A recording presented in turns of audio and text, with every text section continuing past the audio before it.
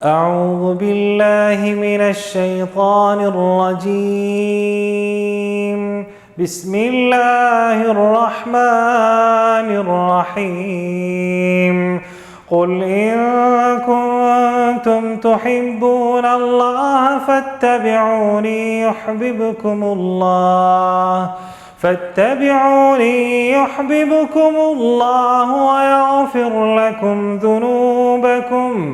واللہ غفور رحیم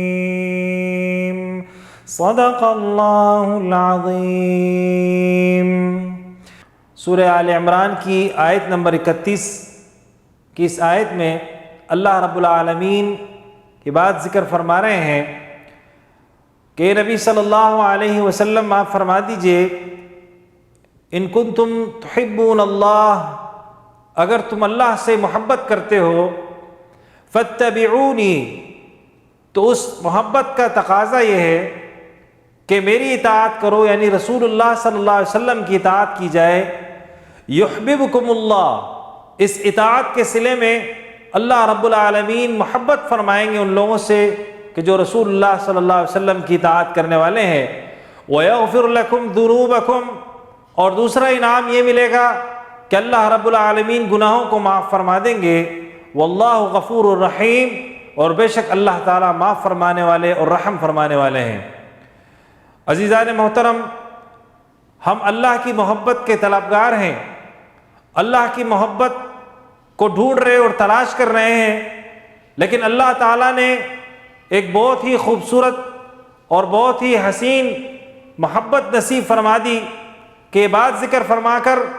کہ تم مجھ سے محبت کا اگر دعویٰ کرتے ہو تو میرے نبی صلی اللہ علیہ وسلم کی اطاعت کرو، اور اس کے نتیجے میں تم سے آگے بڑھ کر محبت کروں گا، میں تم سے محبت کروں گا، میں تم سے پیار کروں گا، تم میرے چہیتے بندے بن جاؤ گے، تم میرے پیارے بندے بن جاؤ گے، تم وہ بندے بنو گے جن سے میں اپنی محبت،